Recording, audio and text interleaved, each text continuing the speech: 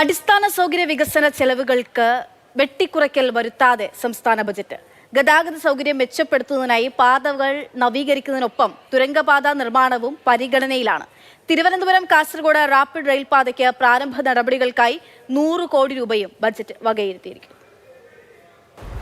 അടിസ്ഥാന സൗകര്യ വികസനത്തിന് ഊന്നൽ നൽകുന്നതാണ് രണ്ടാം പിണറായി സർക്കാരിന്റെ അവസാന ബജറ്റ്. നഗര ഗ്രാമ വികസന പദ്ധതികൾക്കൊപ്പം ഗതാഗത സൗകര്യം മെച്ചപ്പെടുത്തുന്നതിന് കോടികൾ വകയിരുത്തി. ശബരിമല മാസ്റ്റർ പ്ലാനിനും വന്യജീവി ആക്രമണം പ്രതിരോധിക്കുന്നതിനുമായി പണം നീക്കിവെച്ചു. ഗതാഗത മേഖലയിൽ വലിയ മാറ്റങ്ങൾ ലക്ഷ്യമിട്ടാണ് തിരുവനന്തപുരം മുതൽ അങ്കമാലി വരെയുള്ള MC റോഡ് 24 മീറ്റർ വീതിയിൽ പുനർനിർമ്മിക്കുമെന്ന ബജറ്റിലെ പ്രഖ്യാപനം.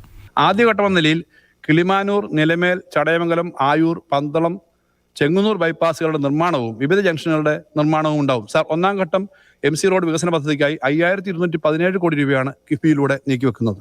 സിൽവർ ലൈനിൽ നിന്ന് പിന്നോട്ടു പോയ സർക്കാർ റാപ്പിഡ് റെയിൽ പാതയുടെ പ്രാരംഭ പ്രവർത്തനങ്ങൾക്കായി 100 കോടി രൂപ ബജറ്റിൽ വകയിരുത്തിയപ്പോഴും കേരളയിൽ നിന്ന് പിന്മാറുന്നുവെന്ന് സമ്മതിക്കുന്നില്ല.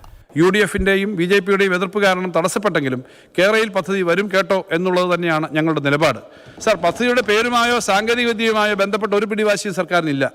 അക്കാര്യം ഞങ്ങൾ ബന്ധപ്പെട്ടവരെ ആവർത്തിച്ചറിയിച്ചിട്ടുണ്ട്. നേരത്തെ കാണിച്ച എതിർപ്പുകൾ മാറ്റിവെച്ച് കേരളത്തിന്റെ സ്വപ്ന പദ്ധതി യാഥാർത്ഥ്യമാക്കണമെന്നാണ് നിലപാട്.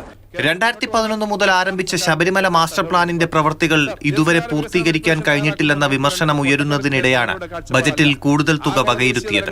തീർത്ഥാടകർക്ക് സുസ്ഥിരമായ അടിസ്ഥാന സൗകര്യങ്ങൾ ഉറപ്പാക്കുന്നതിനും പരിസ്ഥിതി സംരക്ഷണത്തിനുമായി സന്നിധാനം, പമ്പ, നിലയ്ക്കൽ എന്നിവയുടെ വികസനത്തിനായി ശബരിമല മാസ്റ്റർ പ്ലാൻ പദ്ധതിക്ക് വിഹിതം 30 കോടിയായി വർദ്ധിപ്പിക്കുന്നു. പമ്പാ നദി മാലിന്യമുക്തമാക്കുവാൻ ക്ലീൻ പമ്പ പദ്ധതിക്കായി 30 കോടി രൂപ വകയിരുത്തുന്നു. കട്ടപ്പന തേനി തുരങ്കപാതയ്ക്ക് സാധ്യതാ പഠനം നടത്താൻ 10 കോടി രൂപ. സ്കൂൾ സൗകര്യങ്ങൾ നിലനിർത്തുന്നതിനായും ബജറ്റിൽ പണം വകയിരുത്തിയിട്ടുണ്ട്. അങ്ങനെ അടിസ്ഥാന സൗകര്യ വികസന ചെലവുകൾക്ക് സർക്കാർ ബജറ്റിൽ മടി കാണിച്ചിട്ടില്ല. മാതൃഭൂമി ന്യൂസ്, തിരുവനന്തപുരം.